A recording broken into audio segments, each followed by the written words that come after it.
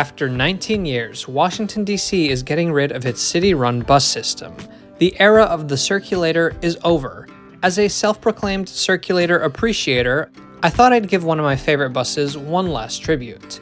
The discontinuation of the DC Circulator has been presented by its proponents as a necessary step towards balancing the city budget. That may or may not be true, but regardless, it's a move with negative consequences for residents and Circulator staff.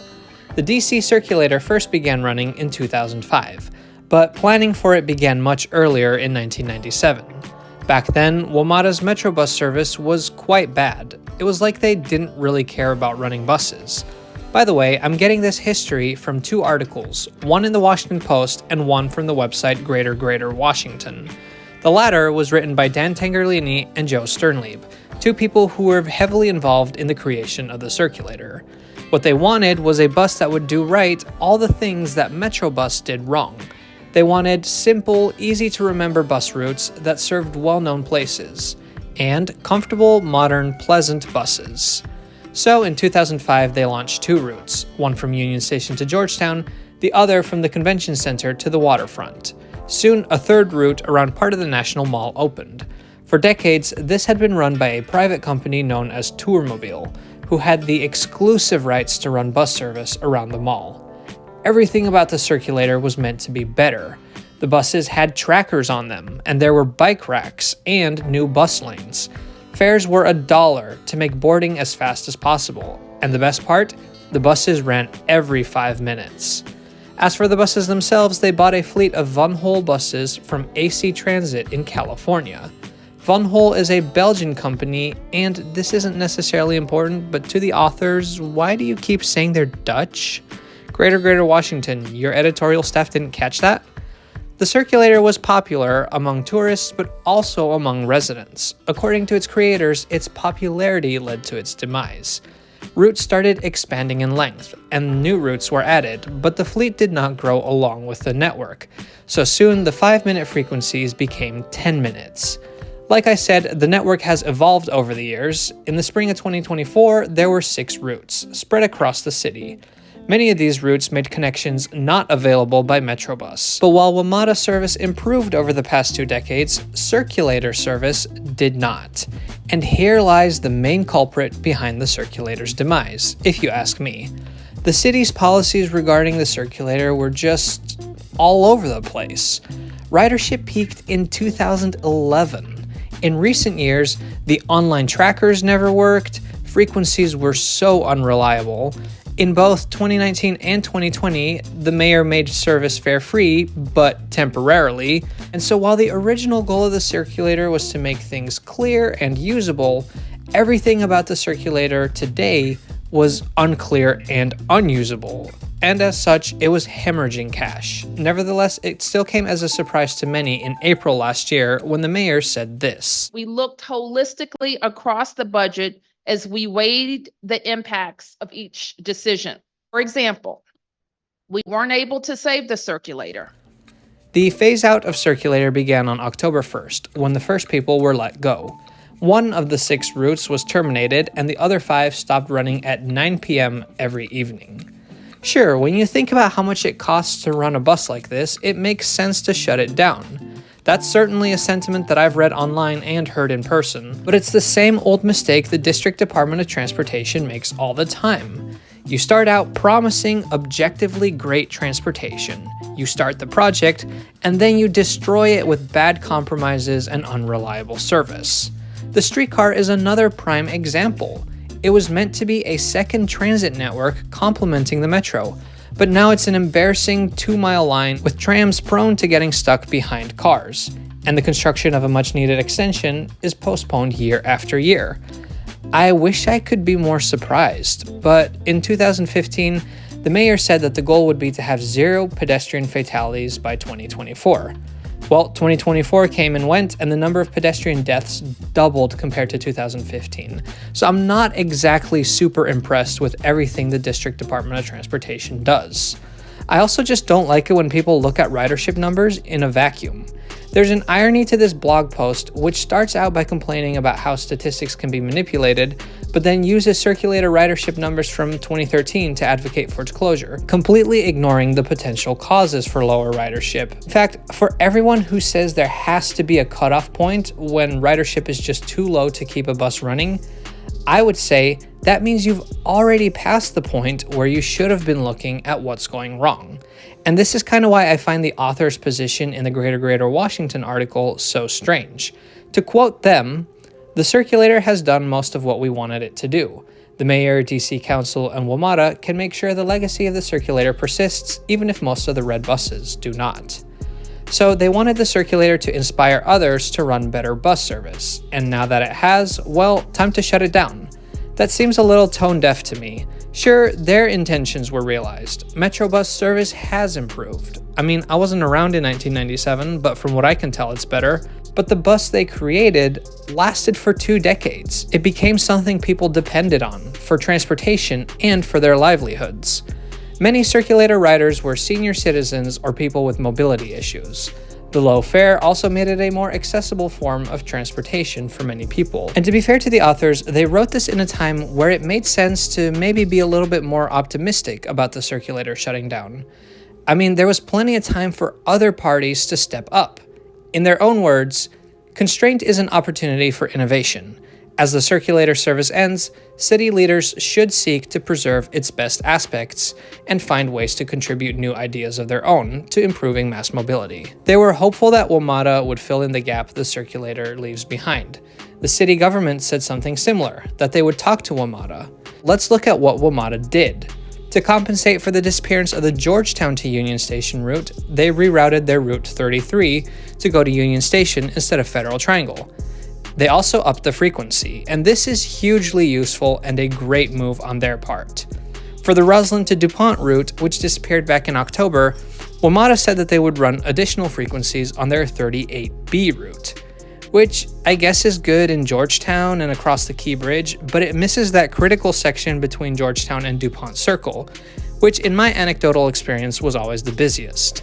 Similar with the Woodley Park to McPherson Square route, WMATA promised extra frequencies on the 52 and 54 up 14th Street, but once again, they missed the gap from Columbia Heights to Woodley Park. It gets worse from here. For the Union Station to Congress Heights route, they're introducing the C25, a half-hourly shuttle from Anacostia Station. That's quite a downgrade from a crosstown bus route that's supposed to run every 10 minutes. And for the L'Enfant Eastern Market route and the National Mall Loop, there will be no alternatives. They're just gone. For the former, I guess you could take the Metro, but for the mall, it's really a shame that there's no accessible, affordable way to travel around the mall anymore. And I get it, WMATA is an agency where decisions have to be made by a complicated group of officials from DC, Maryland, Virginia, and the federal government. It was too ambitious to think they'd just be able to take over a fleet and routes. In fact, that was one of the advantages of the Circulator. Even if the network was small, at least the city had some bus service controlled by just the city. But now that's gone. The routes are gone with inadequate replacement. The buses are up for auction. For $5,000, this Proterra could be yours. And then there's the staff side. Circulator employed about 270 people, including 178 drivers. Several of them protested in front of the mayor's office in September. Why? They were losing their job security. When the closure of Circulator was first announced, officials expressed hope that WMATA would just take over the drivers. But now, just like everything else, we know that didn't happen. Drivers had to apply for jobs at WMATA just like anybody else, become new hires, face lower wages, and lose the seniority that some of them had spent years building up. Some did apply at WMATA, and others are looking for jobs in other fields. Staff that were interviewed at the protest shared that they had to make significant financial sacrifices because of this. It caught people off guard because the company that is contracted to operate the service had previously indicated to them that their jobs would be safe until at least 2028. And I get it, layoffs happen across many sectors, but how many months did the city have to figure out something for these people? See, the big problem with Circulator, people just didn't care. For example, I texted them in December about the service shutdown, and they said, as service winds down, yeah, I think you meant winds down. But a spelling mistake like that, or a former director not knowing what country their buses came from, those are sloppy mistakes. They didn't bring the downfall of the circulator. Nevertheless, they're symptoms of a greater culture of carelessness. They didn't care to enforce fares, abide by schedules, fix broken trackers, or keep any of the original promises of the circulator. It was quite literally neglected to death, made too unattractive to ride. That was my experience. I could literally commute by circulator, but I usually didn't because it wasn't reliable. And then people didn't care enough to facilitate a smooth transition for riders or staff. And so that is why I take issue with people acting like the discontinuation is a good thing. It assumes that the circulator as a concept is unsustainable. That's implausible. An affordable, easy-to-use bus system connecting popular spots in one of the world's most visited cities? How does that not succeed? If the circulator's origins were meant to inspire, then let its end be a warning to other transit agencies on what not to do. Okay, now I'm done preaching, I promise. Time for me to take one more ride on Circulator. Alright, it's New Year's Eve 2024. It's the very last night of DC Circulator service. I'm waiting here at a stop on the Union Station Georgetown route. Have no idea if there will even be a bus, but if there is, it'll be my very last time riding the DC Circulator.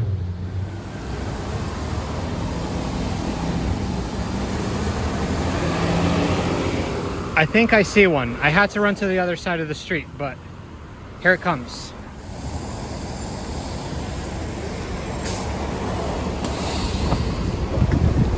Hello. Good, how are you? Last day? Oh, I'm sad. I'm on my very last circulator ride. Paid with this, and fare machine actually worked for a change. By the way, last summer, some friends and I participated in the first and only DC Circulator Challenge. We raced to see who could ride all 6 circulator routes in the shortest amount of time. To watch it, click on the link above or in the description below. You'll get a pretty good sense of what circulator service was like in its last year of existence. For this last circulator ride, there were quite a few people on board, although most of them got off when the bus stopped in front of Union Station. I asked the driver if I could stay on until the very end, which is inside Union Station's bus garage.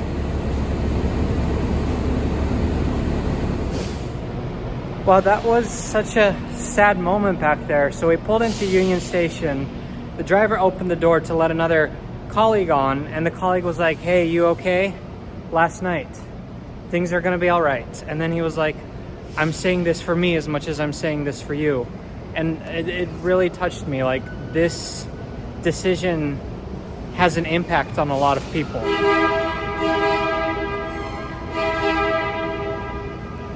Anyway, I didn't see any other circulators in the opposite direction, so I'm glad I got on that one. Assuming that there aren't any others on the other lines, I think I just rode the last circulator ever. And it's New Year's Eve, so the metro is free tonight. And I just realized if that was the last bus ever, I was the last person on it, which would make me the last person to ever ride the circulator. And I'm really sad. I feel like I had a lot of memories on the circulator. I might have not moved here that long ago, but I used to visit DC even before I lived here. And riding the circulator was just kind of a part of those trips. I have memories riding it with my dad, with my brother, with Lindsay back when we were just dating. And it kind of feels like that transit chapter has closed a little bit. Anyway, that's all I really have for today. Just a reminder that all the opinions expressed in this video are my own. I understand that difficult decisions have to be made, but it's important to be able to talk about those. And for personal reasons, like I said, I will miss the circulator service. It really was a part of DC for me. One thing you don't have to miss is Trains Are Awesome videos. 2025 is going to be full of great content, and I want you along for the ride. So if you haven't already, please hit that subscribe button, and we'll see you next time.